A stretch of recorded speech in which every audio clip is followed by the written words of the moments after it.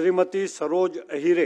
माननीय अध्यक्ष महोदय, या औचित्याच्या मुद्द्याद्वारे मी सभागृहास विनंती करू इच्छिते की नाशिक जिल्ह्यातील कश्यपी धरणग्रस्त यांच्या संपादित केलेल्या जमिनीबाबत प्रकल्पग्रस्तांना नोकऱ्या व अन्य हक्कांचे लाभ न मिळाल्याबाबत तात्काळ कारवाई करण्याबाबत.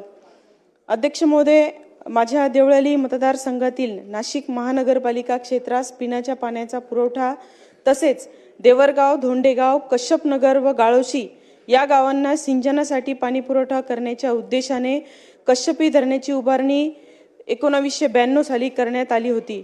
सदर धरणाचे बांधकाम पूर्ण होऊन जवळपास 28 वर्ष पूर्ण झालेले आहे.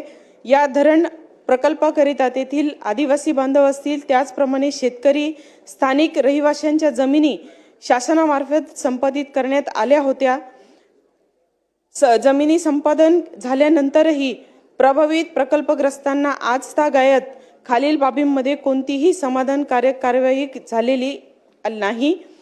प्रकल्पग्रस्त तरुणांना 1992च्या धोरणानुसार देय असलेल्या नोकऱ्यांचे नियोजन हे व्यवस्थितपणे पार पडलेले नाही.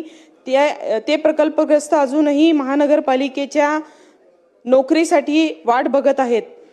पुनर्वसन, घरकुल, पाणी, वीज व शेतीसाठी लाभ या इतर सुविधांचा अभाव आहे.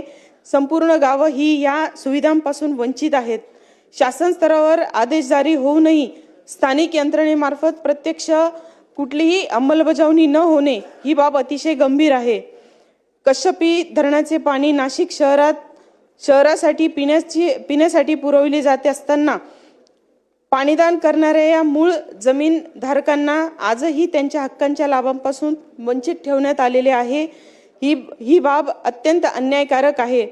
नाशिक महानगरपालिका मदत पुनर्वसन या सर्व विभागांची संयुक्त बैठक लागावी यासाठी मी गेल्या 5 वर्षांपासून सततचे प्रयत्न करत आहे, परंतु ही साधी बैठक सुद्धा मंत्री महोदयांकडे लागत नाही. ही अत्यंत खेदजनक बाब आहे.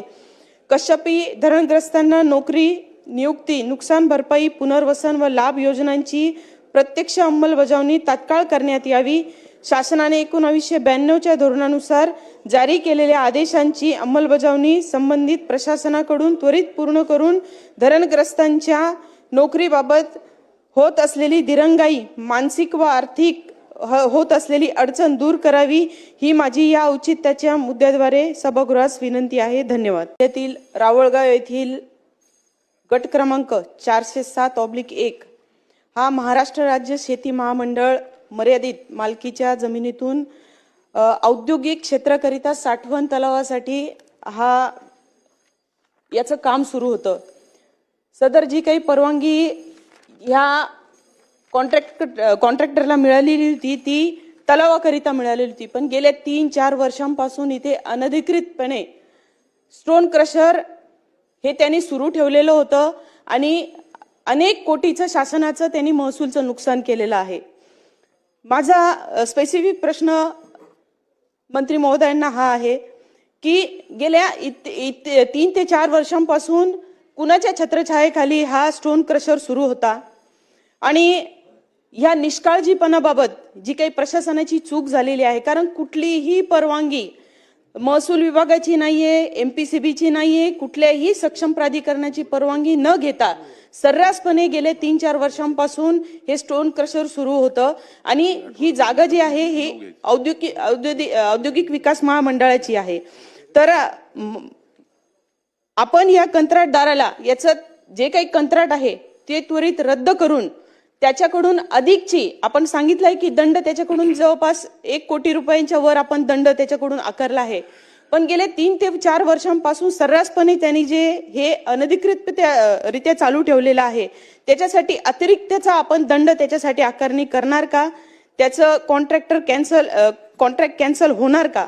आणि ज्या अधिकाऱ्यांच्या छत्रछायेखाली हे सर्व सुरू होतं त्या संबंधित अधिकाऱ्यांवर आपण कारवाई करणार का?